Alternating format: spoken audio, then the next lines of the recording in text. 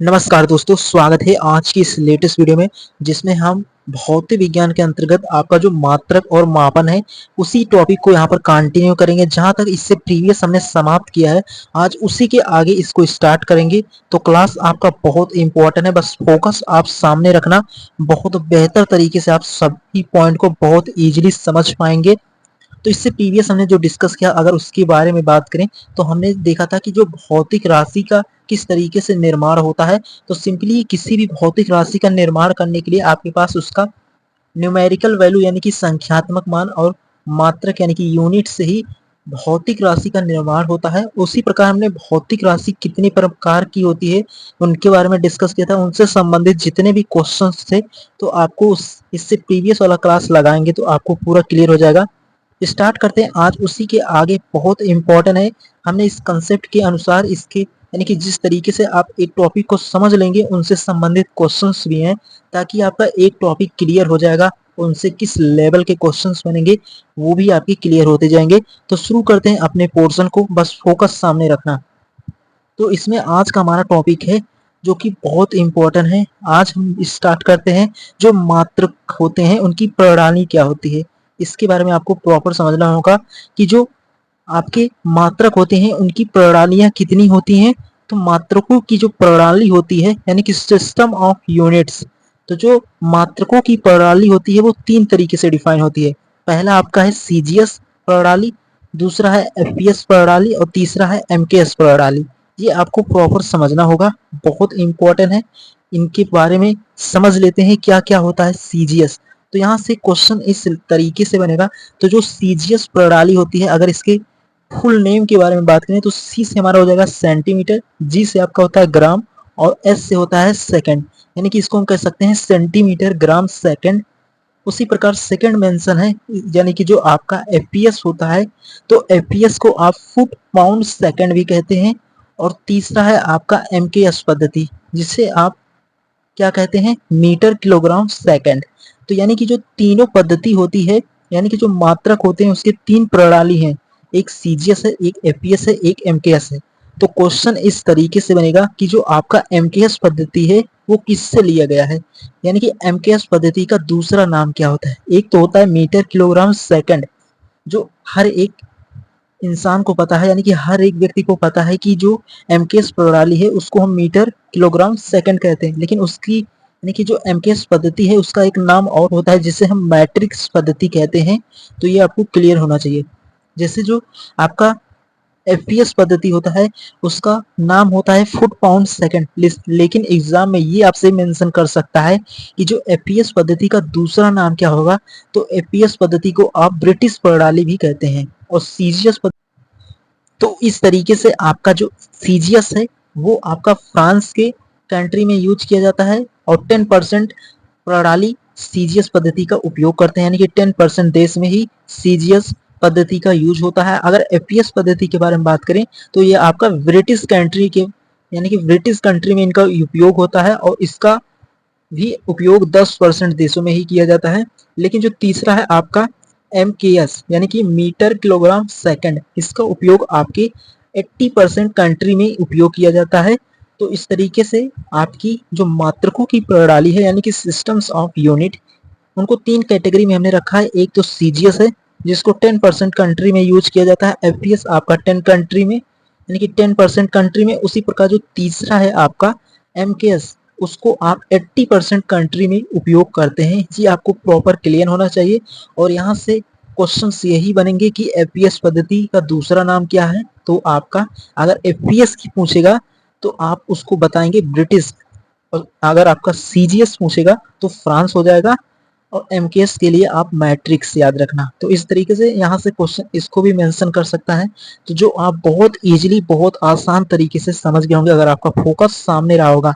बढ़ते हैं इसके अगले पॉइंट के बारे में।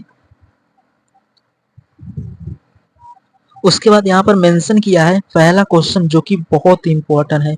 इसमें मेंशन किया है कि सीजीएस प्रणाली में बल का मात्रक क्या होता है। तो डाइन होता है, यानी कि जो आपके मात्रक होते हैं वो आपके दो तरीके से डिफाइन होते हैं, एक सीजीएस होता है, एक एसआई होता है, एक एफपीएस होता है। तो इनके बारे में प्रॉपर आपने समझ लिया, लेकिन इनके मात्रक यानी कि जो फोर्स होता है उसका सीजीएस प्रणाली में जो मात्रक होता है वो डाइन होता है, आपको क्लियर होना चाहिए। उसी प्रकार जो एपीएस प्रणाली में बल का मात्रक होता है वो क्या होता है, वो आपका पाउंड फोर्स होता है। ये आपको क्लियर होना चाहिए कि जो एफपीएस प्रणाली में बल का मात्रक होगा वो पाउंड फोर्स होगा।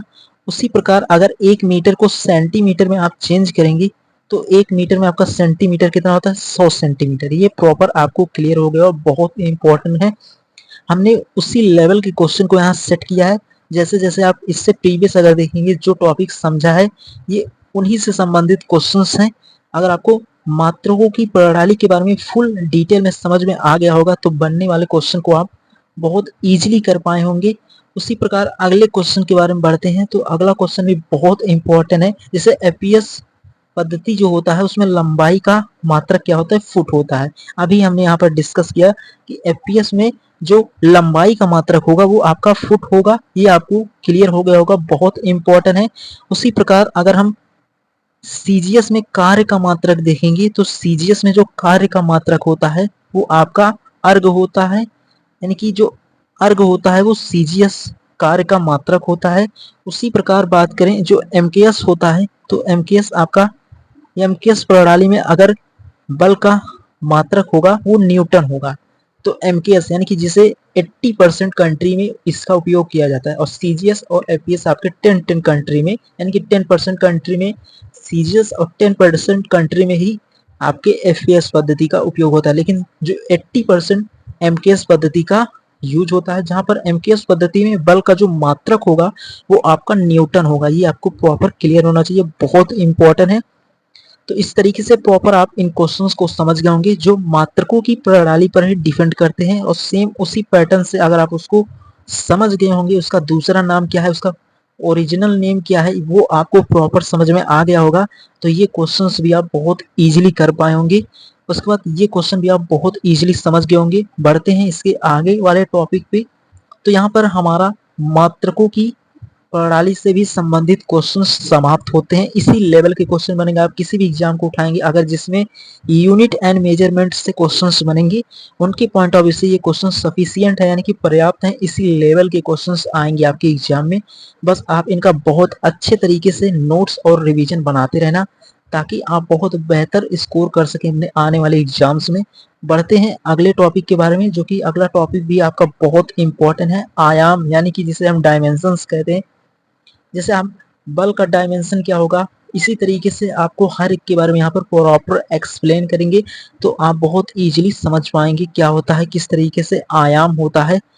तो ये बहुत इंपॉर्टेंट पोर्शन है और इसके बारे में भी आपको प्रॉपर समझना होगा, बहुत इंपॉर्टेंट है एग्जाम के पॉइंट ऑफ व्यू से। ये क्या होता है, किस तरीके से होता है, इसके बारे में इसकी प्रॉपर डेफिनेशन मेंशन किया है यहाँ पर। अगर इसकी परिभाषा पर हम जाएं तो यहाँ पर मेंशन किया है साफ तौर पर। यहाँ पर लिखा है कि किसी भौतिक राशि को आधार मात्रकों के घातों के रूप में व्यक्त करने पर जो घातांक मिलते हैं उन्हें आयाम कहते हैं। हम किसी भी राशि को लेंगे, भौतिक राशि जैसे मीटर है, तो m के ऊपर जो 2 होता है वो उसकी डायमेंशन यानी कि आयाम को प्रदर्शित करता है।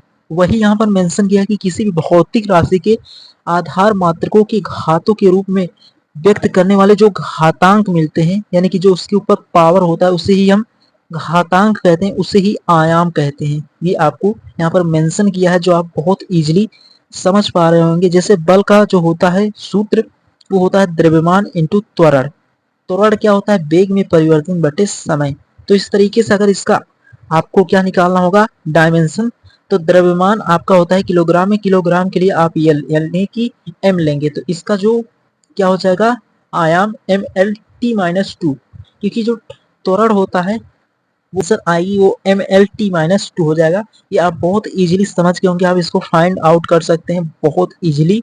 इस तरीके से क्या होता है आपका आयाम के बारे में प्रॉपर यहाँ पर इसकी डेफिनेशन से आप समझ सकते हैं।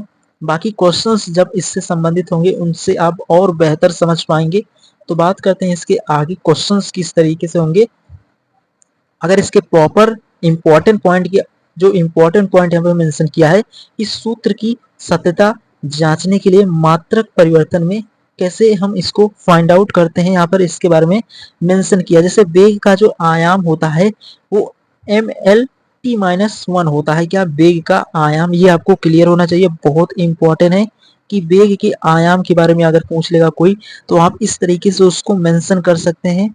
तो ये आपको क्लियर होना चाहिए। ये क्या होते हैं, ये सूत्र की सत्यता जांचने के लिए मात्रक परिवर्तन में नई राशियों के सूत्र निकालने में इस तरीके से इनका उपयोग होता है। बहुत इंपॉर्टेंट है कि वेग का आयाम यानी कि वेग की डायमेंशन के बारे में बात करें तो एम नॉट है, L1 है, T-1 है।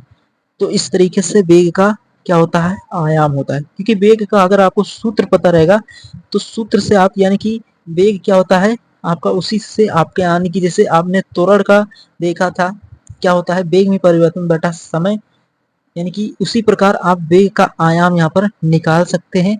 बहुत इंपॉर्टेंट है। उसी प्रकार और क्वेश्चंस के बारे में अगर बात करें तो ये हो गया क्वेश्चंस। उसके बाद अगले क्वेश्चन पर बढ़ते हैं। तो यहाँ पर मेंशन किया है जैसे कार्य का आयाम आपको निकालना है, तो कार्य के बारे में मेंशन किया है। तो कार्य का जो आयाम आएगा यानी कि कार्य का आपको सूत्र पता रहेगा तो उसके आयाम को यानी कि उसकी डायमेंशन को बहुत इजीली आप उसका मान ज्ञात कर सकते हैं। बहुत इंपॉर्टेंट है। तो इस तरीके से कार का जो आयाम हो जाएगा वो m1 L2 T-2 हो जाएगा। उसी प्रकार जो आपका दाब होता है, प्रेशर, उसका हो जाएगा इस तरीके से। और ऊर्जा का जो आयाम होगा वो भी यहाँ पर मेंशन किया है। तो इस तरीके से आप सभी जो आपके क्या होते हैं भौतिक राशियां हैं उनके आयाम को इस तरीके से बहुत इजीली आप ज्ञात कर सकते हैं। बहुत इंपॉर्टेंट। अगर अगर आपको किसी भी भौतिक राशि का डायमेंशन ज्ञात करना है तो पहले आपको उसके सूत्र के बारे में पता होना चाहिए। ये बहुत इंपॉर्टेंट होता है। तो ये आपको क्लियर करना होगा। तो इस तरीके से आप इसको समझ गए होंगे। बहुत जैसे जैसे आप टॉपिक को समझते जाएंगे चैप्टर में, वैसे जैसे आप न्यूटन वाला जब चैप्टर पढ़ेंगे तो वहां पर उसके सूत्र को पढ़ेंगे तो आप उसकी डायमेंशंस को वहां समझ लेंगे। क्योंकि डायमेंशन को आप रट नहीं सकते हैं। जैसे जैसे चैप्टर में एंटर करेंगे आपको खुद उसके सूत्र पता चल जाएंगे तो आप डायमेंशंस को बहुत इजीली खुद फाइंड आउट कर लेंगे। क्योंकि डायमेंशन को आप रट नहीं सकते हैं क्योंकि वो सूत्र पर ही डिपेंड करते हैं। तो जब आपको सूत्र पता रहेगा तो आप बहुत इजीली उनको कैलकुलेट कर लेंगे। बस फोकस रखना हर एक टॉपिक में, तब आप और बेहतर समझ पाएंगे। बाकी डायमेंशन आपके जो आपकी भौतिक राशियों के सूत्र होते हैं उन्हीं पर डिपेंड करता है। तो जब आप कार्य वाला चैप्टर पढ़ेंगे, ऊर्जा वाला चैप्टर पढ़ेंगे, जब उसके सूत्र को आप निकालेंगे तब आप बहुत इजीली उसके डायमेंशन तक पहुंच जाएंगे। बहुत इजीली आपको इन चैप्टर को एक्सप्लेन करेंगे। ये तो आपका यूनिट एंड मेजरमेंट है। इसमें आपको हर यूनिट के बारे में प्रॉपर समझना होगा। लेकिन अभी जो यूनिट आपने नहीं पढ़ा है बस उसको आप समझ लेना। जब वो चैप्टर आएगा तो वहां पर आपको कंप्लीट डिटेल में एक्सप्लेन करेंगे। बस आपको ये समझते हुए चलना है कि किस तरीके से ये हो रहा है। आप बहुत इजीली उन चैप्टर को समझ पाएंगे जब उसको हम डिटेल में एक्सप्लेन करेंगे आपको। बस यहाँ पर केवल ये समझना था कि किसी भी भौतिक राशि का आयाम क्या होता है, किस तरीके से होता है। तो ये आपको समझ में आ गया होगा। बहुत इंपॉर्टेंट है कि वेग का आयाम यहाँ पर मेंशन है, उसी प्रकार कार्य का आयाम यहाँ पर मेंशन है। तो जो आपका आयाम था वो यहाँ पर उसकी प्रॉपर डेफिनेशन को भी मेंशन किया है। आप बहुत इजीली समझ गए होंगे कि आयाम यानी कि डायमेंशन की प्रॉपर डेफिनेशन में मेंशन भी किया है किस तरीके से।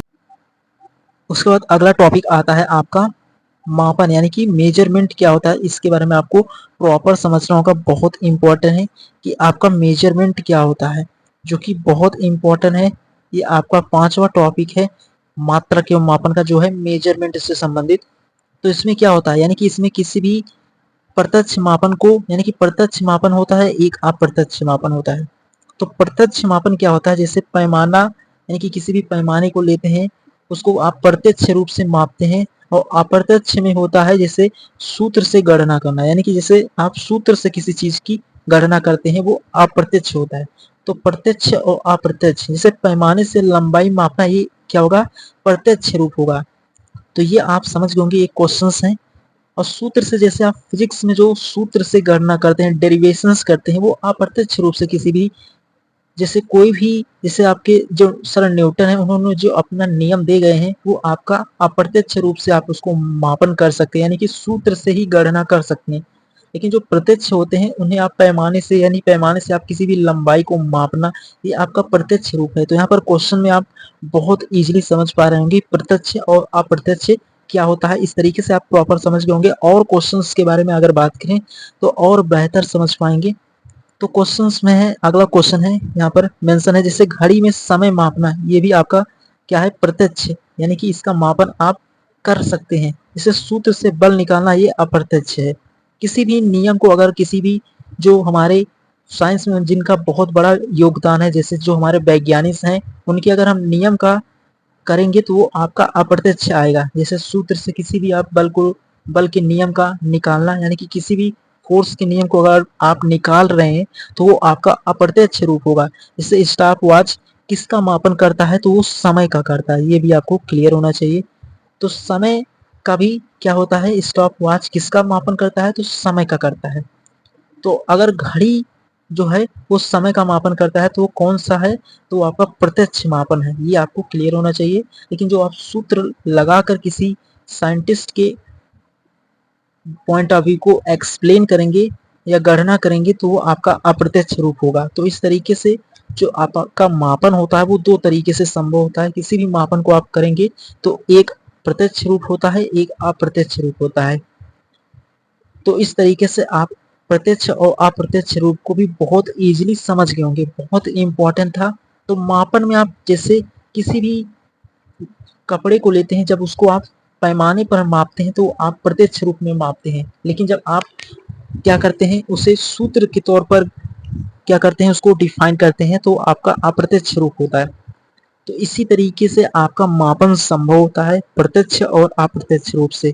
तो ये भी टॉपिक आपका यहाँ पर समाप्त होता है, जो आप बहुत इजीली समझ गए होंगे। इसके इसी तरीके से क्वेश्चंस पूछेगा जो आप बहुत इजीली समझ गए होंगे। बट जब हम क्वेश्चन की एक प्रैक्टिस सेट लगवाएंगे आपका, तो आप वहाँ पर और बेहतर समझ पाएंगे। ये तो है आपकी कंसेप्ट के अनुसार क्वेश्चंस को सेट करना, ताकि आप बहुत इजीली इनको समझ पाएं। इस क्वेश्चन यानी कि टॉपिक को समझने के पॉइंट ऑफ व्यू से ये क्वेश्चन सेट किए गए हैं। ये क्वेश्चन उतना हार्ड नहीं है जितना वो प्रैक्टिस सेट में रहेंगे, क्योंकि उसमें इजी टू मॉडरेट और मॉडरेट टू हाई रहेगा, ताकि आप क्वेश्चन को बहुत इजीली कर पाएं। जब आप करने लगेंगे, यानी कि यहाँ पर क्वेश्चन को करना सीख रहे हैं, अगर यहाँ पर ही हम आपको बहुत हार्ड क्वेश्चन के बारे में एक्सप्लेन करेंगे तो आप नहीं समझ पाएंगे, क्योंकि आप छोटे छोटे पॉइंट से ही बड़े पॉइंट का निर्माण होता है। उसी प्रकार ये आपके कंसेप्ट को मजबूत करने की पॉइंट ऑफ व्यू से क्वेश्चंस हैं। बस फोकस सामने रखना और नियम को समझते जाएंगे तो वो प्रैक्टिस वाले क्वेश्चन को आप बहुत इजीली कर पाएंगे। तो उम्मीद करता हूं अभी तक आप मेजरमेंट तक जितने भी टॉपिक हमने इससे प्रीवियस वाले लेक्चर में डिस्कस किया वो भी आप समझ गए होंगे, और ये जितना हमने डिस्कस किया वो भी आप बहुत इजीली समझ गए होंगे। बढ़ते हैं इसके आगे वाले टॉपिक के बारे में, जो कि बहुत इंपॉर्टेंट है। तो अगला इस तरीके से इसके क्वेश्चंस हो गए। उसके बाद बढ़ते हैं आगे वाले। तो अगला आपका आता है, ये भी बहुत इंपॉर्टेंट है, क्या है, एरर, यानी कि त्रुटि क्या होता है। त्रुटि किसी भी आप कपड़े को जब लाते हैं मार्केट से, उसमें कुछ ना कुछ तो त्रुटि होता है, यानी कि आप उसको एक एग्जैक्ट। तो त्रुटि में पहला आता है प्रणालीगत त्रुटि। तो यह क्या होता है, इसमें हम उपकरण दोष और विधि दोष के बारे में बात करते हैं। और दूसरा होता है आपका, ये भी बहुत इंपॉर्टेंट है, ये होता है यादृच्छिक त्रुटि, यानी कि जो होता है रैंडम एरर, यानी कि अनियमित कारण। और तीसरा होता है मानवीय, यानी कि जो मानवीय त्रुटि होता है वो लापरवाही के कारण होता है। तो इस तरीके से तीन तरीके से त्रुटि संभव होती है। जैसे आप मार्केट से किसी भी कपड़े को लाते हैं तो उसमें कुछ ना कुछ त्रुटि रह जाता है। जैसे मान लेते हैं कि एक बुक की जो लंबाई है, अगर आप पैमाने से या किसी उपकरण से मेजर करते हैं वो 7.5 आता है, तो यानी कि उसमें कुछ क्या है त्रुटि, यानी कि एरर रह जाती है। अगर कोई व्यक्ति आपसे पूछता है कि इस बुक की लंबाई कितना है, तो अगर आप कहते हैं 7.5 है, तो अगर आपको और किसी और वस्तु को किसी पैमाने से मापते हैं, तो अगर कहते हैं ये 7.21 है, तो क्या वो उसमें कुछ ना कुछ त्रुटि रहती है। तो त्रुटि में यही मेंशन किया है कि त्रुटि जो होता है, पहला तो प्रणालीगत होता है जिसमें उपकरण और विधि दोष के बारे में मेंशन किया है। और दूसरा है आपका यादृच्छिक त्रुटि, यानी कि जो अनियमित कारण से आपकी त्रुटि होता है। और तीसरा है मानवीय, यानी कि मानवीय त्रुटि क्या होता है, वो लापरवाही के कारण होता है। तो इस तरीके से आप किसी भी मार्केट से कपड़े को लाएंगे, जब उसको आप वहां पर मेजर करते हैं किसी पैमाने से, तो उसमें कुछ ना कुछ एरर आ जाता है। इसी तरीके से त्रुटि संभव होता है। अगर इसके अगले पॉइंट के बारे में बात करें तो उम्मीद करता हूँ आप त्रुटि को भी बहुत इजीली समझ गए होंगे। इसके क्वेश्चंस जब आएंगे तो आप और बेहतर समझ पाएंगे।